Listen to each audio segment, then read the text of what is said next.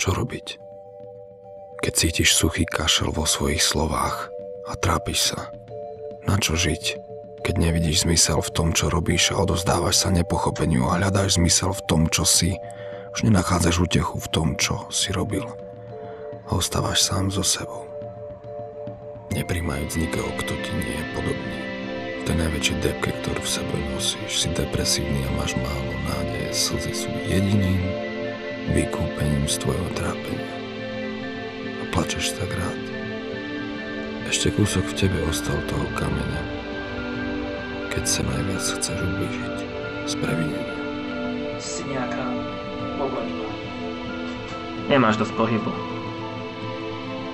Ako sa má Henry?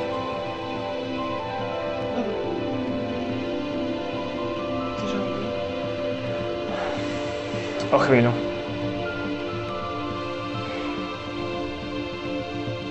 Stále nechce výjsť z tej svojej miestnosti.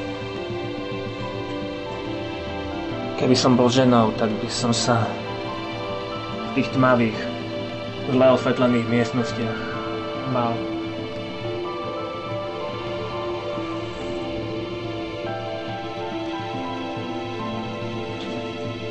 No ako sa máme, Henry? Ja nie som ľudský.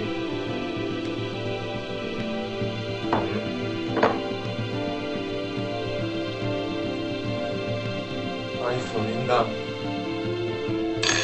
vyrástol z rodiny z popola, posledný z rodiny odchádza, zostal sám a miluje sa.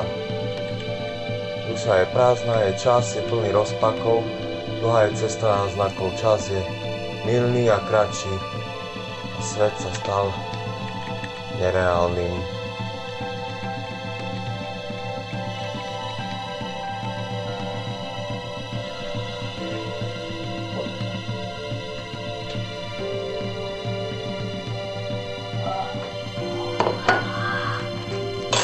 Čo mi chceš povedať?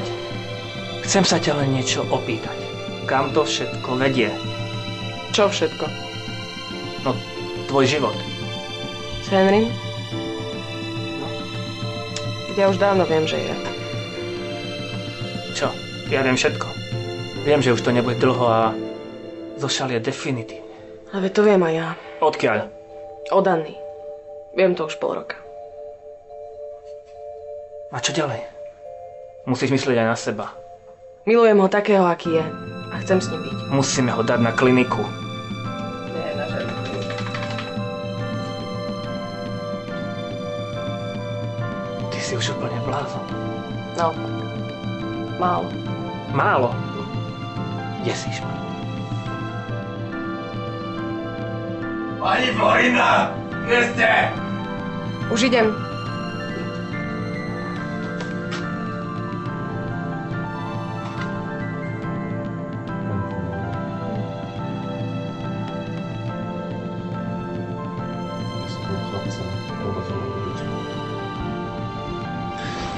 Vieš, čo ti chcem povedať?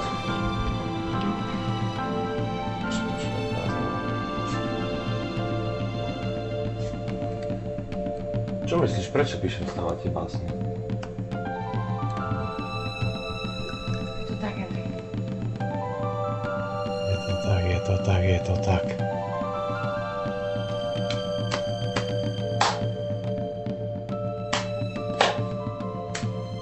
Chápeš?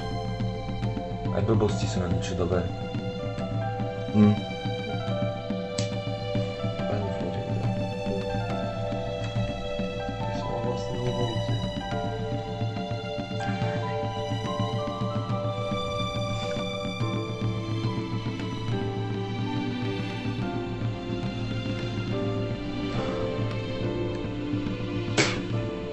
Na čo tu ľudí nosíte? Ha? Chcú ťa internovať. To určite. Čo si hovoria? Musia ma mať radi, stoj čo stoj, prosím.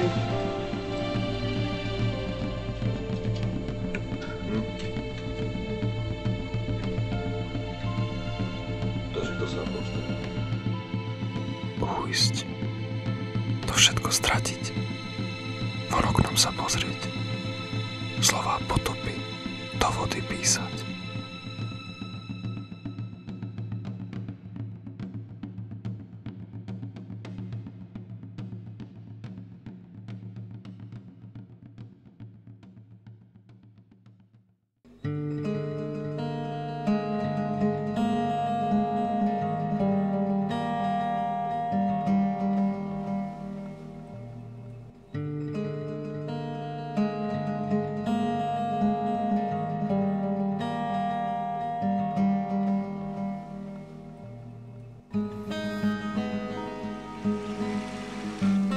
Čo by si chcel na Vianoce?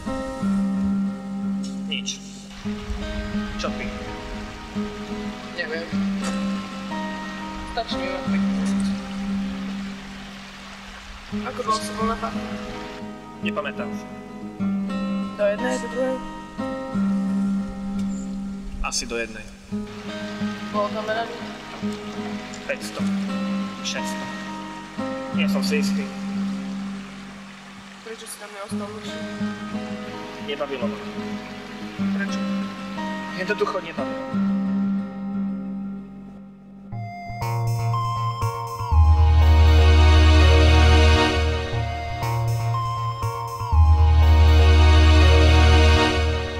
Cez plot, jeho dieru, telom.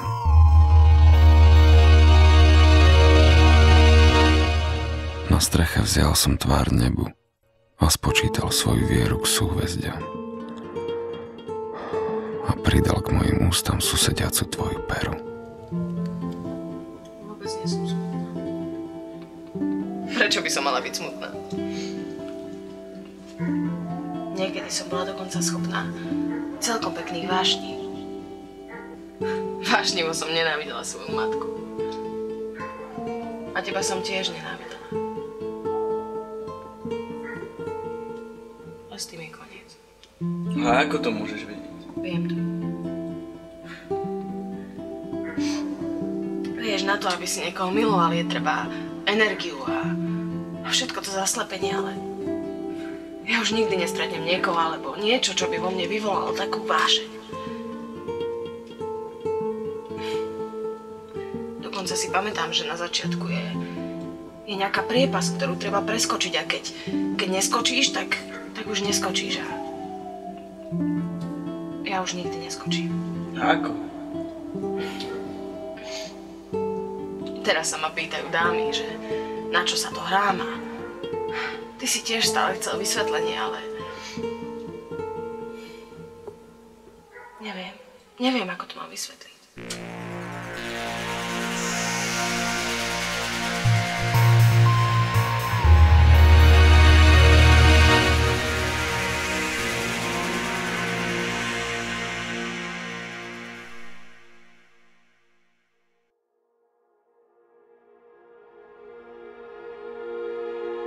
Očistené telo vo vode jazierka, kde mesiac odráža sa na jeho hladine. A stromy, koruny boskajú dotykmi svojich spadnutých listov, zrkadlo nádoby zeliny. Ja ruším svoj sľub pevniny a namáčam sa do hladiny. Očami mojimi vidí ma voda, moja skrze. Opatrne zľahka vstupujem do tajov rozkoše. Ak jas mojej mysle je väčší ako moja láska, ja milujem. Ak krása tvojich očí je väčšia ako hukot mojho srdca, ja milujem. Ak milujem, som posledný list, padajúci zo stromu. Najväčší z najväčších, ten, čo pod stromom vyrezal ľúbim ťa do kameňa.